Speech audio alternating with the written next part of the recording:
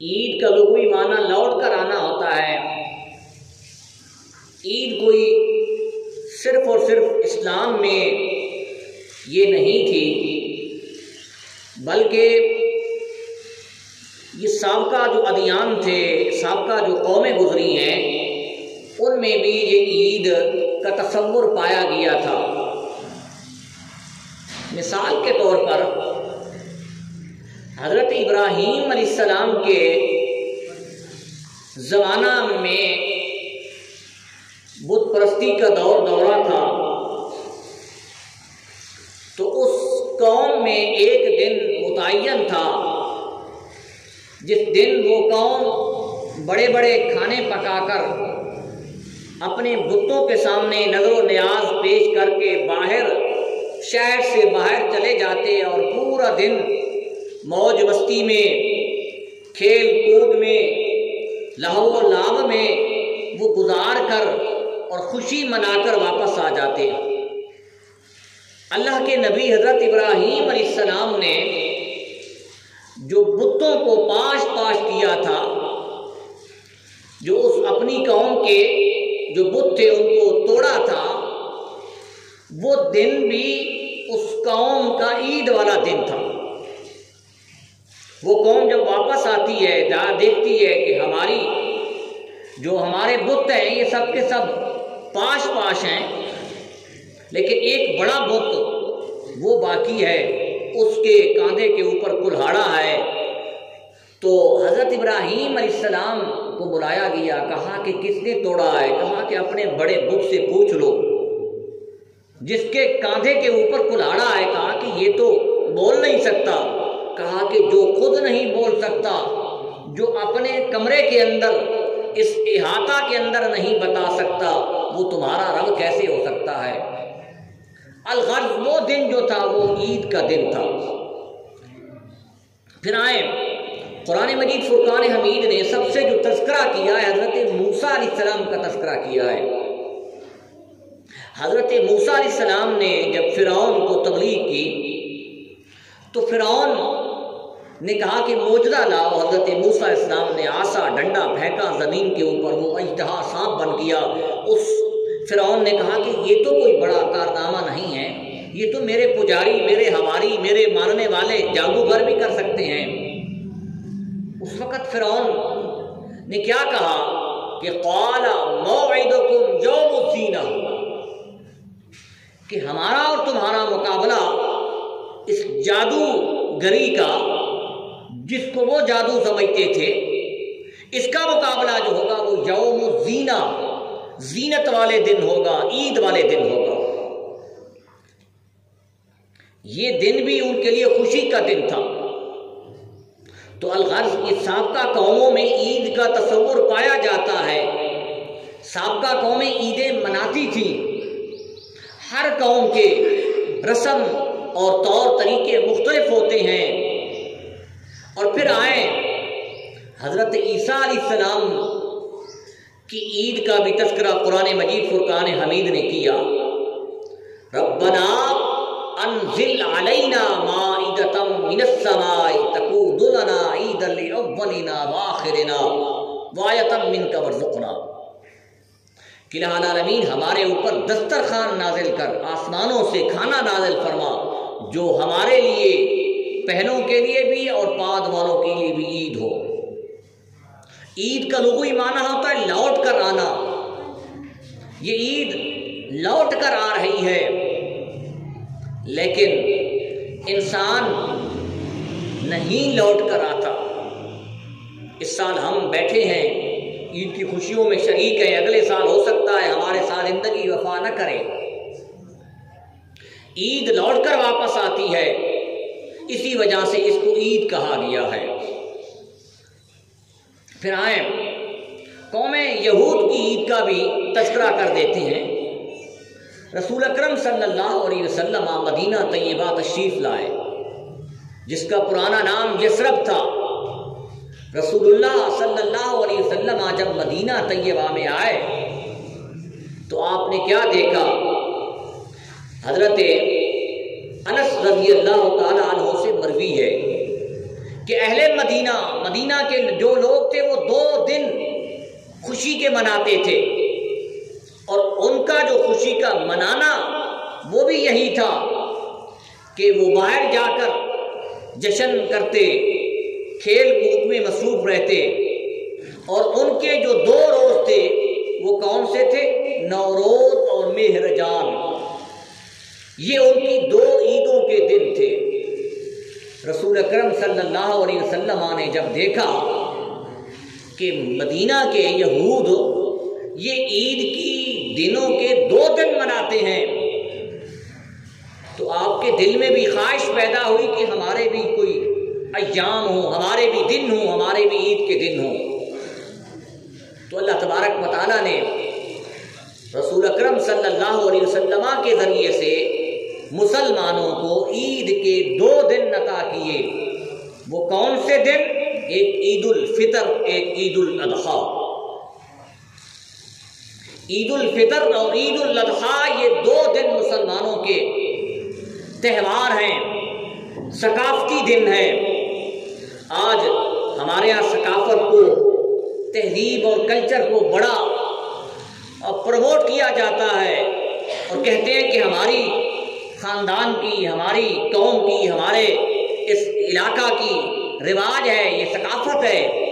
جس طریقے سے یہ میلے ٹھیلے منائے جاتے ہیں، اسلام کی اصل جو ثقافت ہے، اسلام کا جو اصل کلچر ہے، اسلام میں جو اصل خوشی ہے وہ یہ 2 دن ہیں، اور یہ خوشی باقی قوموں کی طرح نہیں ہے کہ یہ دن بھی ہم نے اسی طریقے سے منانا ہے جس طریقے سے قوم فرعون مناتی تھی، جس طریقے سے موسیٰ علیہ السلام کے زمانے میں عید ہوتی تھی، یہود مناتے تھے۔ نہیں، بلکہ قرآن مجید فرقان حمید نے کیا ذکر کیا؟ وَذَكَرَ اسْمَ رَبِّهِ فَصَلَّى، کہ رب کا نام لیجیے اور نماز پڑھیے۔ اس عید الفطر کو اللہ تبارک و تعالیٰ نے مسلمانوں کو یوم شکر کے طور پر لازم قرار دیا، اور خوشی کا آغاز اللہ تبارک و تعالیٰ نے یہ حکم دیا کہ خوشی کا آغاز تم نے یوں کرنا ہے کہ سب سے پہلے اچھا لباس پہن کر، نہا کر، خوشبو لگا کر میرے حضور آنا ہے اور سجدہ کرنا ہے۔ 2 رکعت نماز عید بطور سجدہ شکر کے یہ ادا کر کے میری بارگاہ سے دعا مانگنی ہے۔ یہ تمہاری عید کا طریقہ ہے۔ عید الفطر، فطر کی عید جو یہ سب سے بڑا خوشی کا دن ہے، اور خصوصی طور پر ان لوگوں کے لیے خوشی ہے جنہوں نے پورا مہینہ اللہ کی بارگاہ میں اللہ کے حکم کے مطابق روزے رکھے، دن کو بھوک برداشت کی، پیاس برداشت کی، گرمی کی شدت کو برداشت کیا، اور پھر یہی نہیں، رات کے وقت 20 رکعت نماز تراویح پڑھی، حفاظ کرام کی تلاوت کو سنا، حفاظ کرام نے قرآن مجید فرقان حمید کو پڑھا۔ یہ کوئی آسان کام نہیں ہے، یہ بڑا مشکل کام ہے، اور یہ جب بندہ مومن، نیک بندہ، یہ پورے 30 دن کی مشق کو پورا کرتا ہے، اس کے لیے جو یہ عید کے دن خوشی ہوتی ہے وہ کسی اور کو نہیں ہوتی۔ کیوں؟ کہ وہ اللہ کے حضور مطمئن ہوتا ہے، وہ اللہ کی بارگاہ میں اپنے آپ کو سرخرو سمجھتا ہے کہ آج کے دن میں سرخرو ہو گیا ہوں، مجھے اللہ نے توفیق دی تھی، میں نے 30 روزے مکمل کر لیے ہیں، 30 روزے مکمل کر لیے ہیں، آج اللہ مجھ پر راضی ہے۔ جب یہ عید الفطر کا یہ دن آتا ہے، اس دن اللہ تبارک و تعالیٰ کیا کرتا ہے؟ اللہ تبارک و تعالیٰ کے فرشتے کیا کرتے ہیں؟ روزے داروں کی، جو اللہ کے حکم کی اطاعت کرنے والے ہیں، ان کی شان دیکھیے، ان کے استقبال جو فرشتے کرتے ہیں وہ ذرا سنیے، حدیث مبارکہ ہے۔ رسول اکرم صلی اللہ علیہ وسلم نے فرمایا کہ جب عید کا دن آتا ہے، سورج طلوع ہوتا ہے، اللہ تبارک و تعالی اپنے مقرب فرشتوں کو زمین کے اوپر بھیجتا ہے، جاؤ میرے فرشتے، میری روئے زمین کے اوپر پھیل جاؤ، گلیوں میں کھڑے ہو جاؤ، چوراہوں میں کھڑے ہو جاؤ اور مختلف راستوں کے اوپر کھڑے ہو جاؤ، مسجد کے دروازے پر کھڑے ہو جاؤ۔ آج میرے بندے میرا حکم مان کر میری بارگاہ میں سر بسجود ہونے کے لیے آ رہے ہیں، تم نے ان کا استقبال کرنا ہے۔ اور اصل میں اللہ تبارک و تعالیٰ یہ فرشتوں کو کیوں بھیج رہا ہے، اس کی وجہ مفسرین نے یہ بھی لکھی ہے کہ فرشتوں نے حضرت انسان کے اوپر یہ اعتراض کیا تھا، وَإِذْ قَالَ رَبُّكَ لِلْمَلَائِكَةِ إِنِّي جَاعِلٌ فِي الْأَرْضِ خَلِيفَةً قَالُوا وَتَجْعَلُ فِيهَا مَن يُفْسِدُ فِيهَا وَيَسْفِكُ الدِّمَاءَ۔ انہی فرشتوں نے اعتراض کیا تھا، مولا تو اس انسان کو پیدا کرنا چاہتا ہے جو دنیا میں آ کر خون ریزی کرے گا، دنیا میں آ کر قتل و غارت کرے گا، دنیا میں آ کر ایک دوسرے کو قتل کرے گا، مار دے گا، تو اس انسان کو پیدا کرنا چاہتا ہے۔ اللہ تعالیٰ نے کیا فرمایا، انی اعلم ما لا تعلمون، اے میرے فرشتوں میں جانتا ہوں جو تم نہیں جانتے۔ آج کے دن اللہ تبارک و تعالیٰ فرشتوں کو اس وجہ سے بھی بھیج رہا ہے دنیا کے اوپر کہ جاؤ میرے بندوں کی کیفیت کو دیکھو، میرے بندوں کی حالت کو دیکھو، میرے بندے کس طریقے سے میرے حکم کے مطابق چل رہے ہیں اور کس طریقے سے ایک پورا مہینہ میرے حکم کے مطابق بھوک کو برداشت کیا، پیاس کو برداشت کیا، میرے حکم کے مطابق چلتے رہے ہیں۔ آج میرے بندوں کا ذرا آنے کا، اس کا جو چلنے کا ہے، مسجد میں آنے کا جو سٹائل ہے، انداز ہے، وہ ذرا ملاحظہ کریں۔ اور اللہ تبارک و تعالیٰ یہ کہہ رہا ہے، انی اعلم ما لا تعلمون، فرشتوں میں نے تم کو کہا تھا کہ میں جانتا ہوں جو تم نہیں جانتے۔ یہ اللہ تبارک و تعالیٰ فرشتوں کو بھیجتا ہے، فرشتے گلیوں میں چوراہوں کے اوپر کھڑے ہو جاتے ہیں، اور ہمیں نظر کیوں نہیں آتے؟ یہ بھی تو ایک سوال ہے کہ فرشتے ہیں، موجود ہیں، ہمیں کیوں نہیں کھڑے نظر آتے؟ اس کی وجہ یہ ہے کہ اللہ تبارک و تعالیٰ کے جو فرشتے ہیں وہ کسی بھی انسان کو دنیا میں نظر نہیں آتے، اور وہ اگر کسی انسان کو نظر آ جائیں، وہ نوری مخلوق ہے، انسان اس کے نور کی جو تجلیات ہے، برکات ہے، اس کو برداشت نہیں کر سکتا۔ اب فرشتے کھڑے ہو جاتے ہیں، اللہ کے بندے، صائمین، معتکفین، صادقین اللہ کی بارگاہ میں مسجد میں نماز پڑھنے کے لیے آ رہے ہیں، تو بندے مسجد میں آ کر نماز پڑھتے ہیں، اور نماز پڑھنے کے بعد یہ بندے اللہ کی بارگاہ میں دعا مانگتے ہیں۔ اللہ تبارک و تعالیٰ فرماتا ہے، میرے فرشتوں، اب میرے بندے مجھ سے دعا مانگ رہے ہیں، تم ان کی دعا میں شامل ہو جاؤ، تم ان کی دعا میں شامل ہو جاؤ، یہ جو دعا مانگے تم نے آمین کہنی ہے۔ فرشتے آمین کہتے ہیں۔ روزے داروں ذرا اپنی شان دیکھو، اپنی عظمت دیکھو، اپنی رفت دیکھو کہ آپ کے استقبال کے لیے اللہ تبارک و تعالیٰ نے آسمانوں سے مقرب فرشتے بھیجے ہیں۔ اور جب نماز عید پڑھ لیتے ہیں مسلمان، اللہ تبارک و تعالیٰ اس وقت کیا ارشاد فرماتا ہے، ذرا یہ الفاظ سنیں، وَعِزَّتِي وَجَلَالِي وَكَرَمِي۔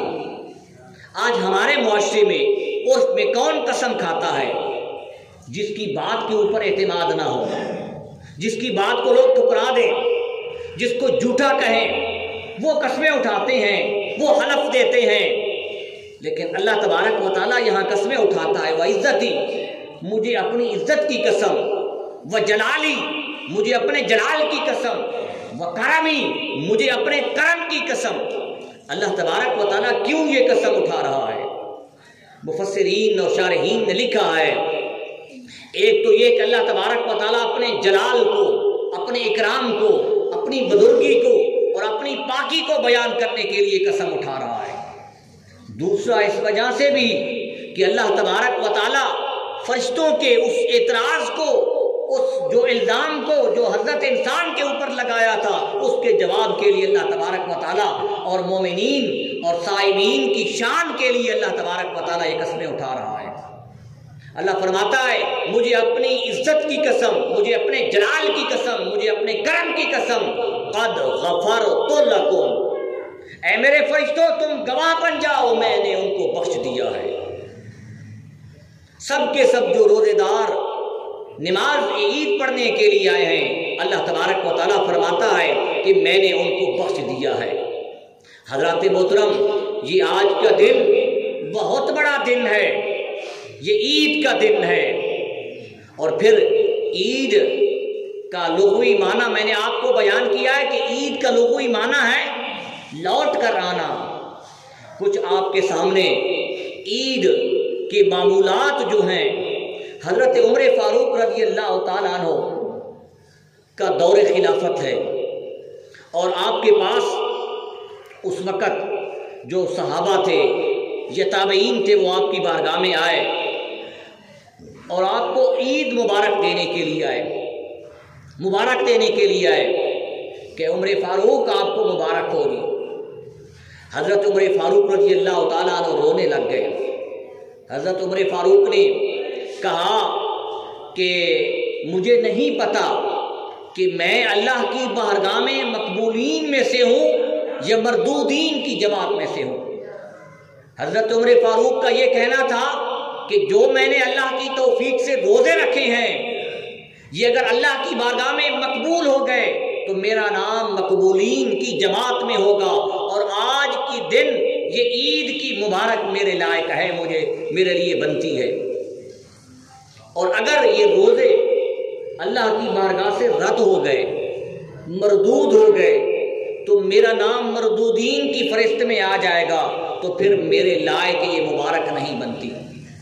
مسلمانان گرامی، یہ عید کی اصل خوشی، عید کی اصل مبارک اس شخص کے لیے ہے جس نے روزے رکھے اور وہ اللہ کی بارگاہ میں وہ روزے قبول ہو گئے، درجہ قبولیت کو پہنچ گئے، اس کے لیے اصل عید کی مبارک ہے۔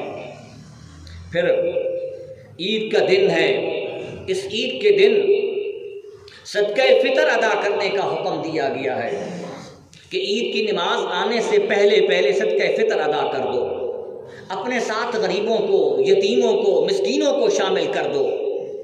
یہ عید الفطر کے پہلے احکام ہے۔ اگر کسی نے کسی وجہ سے بھی عید الفطر سے پہلے صدقہ فطر ادا نہیں کیا تو وہ نماز عید کے بعد بھی ادا کر سکتا ہے۔ اور اس دن ہم نے اپنے پڑوسیوں میں سے، اپنے رشتہ داروں میں سے، اپنے دوستوں میں سے، عزیز و اقارب میں سے جو یتیم ہیں، غریب ہیں، مسکین ہیں، ہم نے ان کو بھی ان کی حوصلہ افزائی کرنی ہے، ان کی صدقہ فطر کے ذریعے سے مدد کرنی ہے۔ رسول اکرم صلی اللہ علیہ وسلم کا عید الفطر کے دن کا ایک معمول آپ کے سامنے بیان کرتے ہیں۔ رسول اکرم صلی اللہ علیہ وسلم شہزادوں کے ساتھ حضرت امام حسن اور حضرت امام حسین کے ساتھ نماز عید پڑھنے کے لیے جا رہے تھے۔ راستے میں دیکھا کہ دو یتیم بچے کھڑے ہیں جن کے تن کے اوپر پرانے میلے کپڑے تھے، اور یہ عید کا دن تھا، بڑا دن تھا۔ رسول اکرم صلی اللہ علیہ وسلم مسجد نبوی میں عید پڑھانے کے لیے جا رہے ہیں۔ اب یہ سمجھے کہ صحابہ کرام عید پڑھنے کے لیے آ گئے ہوں گے، اور آپ کا انتظار تھا۔ رسول اکرم صلی اللہ علیہ وسلم نے، اس کو کہا جاتا ہے در یتیم، آپ کو ایک لقب ہے در یتیم۔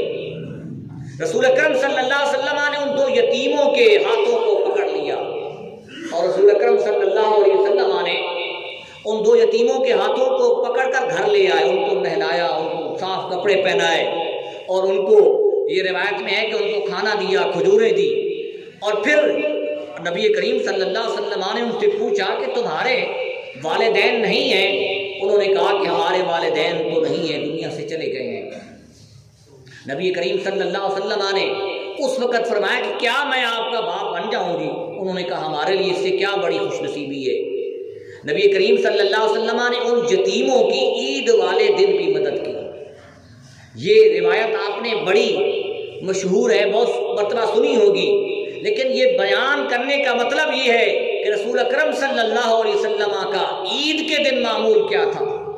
عید کے دن معمول یہ تھا کہ آپ نبی کریم صلی اللہ علیہ وسلم کے پاس جو بھی غریب مسکین یتیم بچہ مل جاتا آپ اس کے سر پر در شفقت کا ہاتھ پھیر دیتے۔ پھر بہت سے صوفیاء کرام نے اور علماء کرام نے اپنے اپنے انداز میں عید کی تشریح کی ہے۔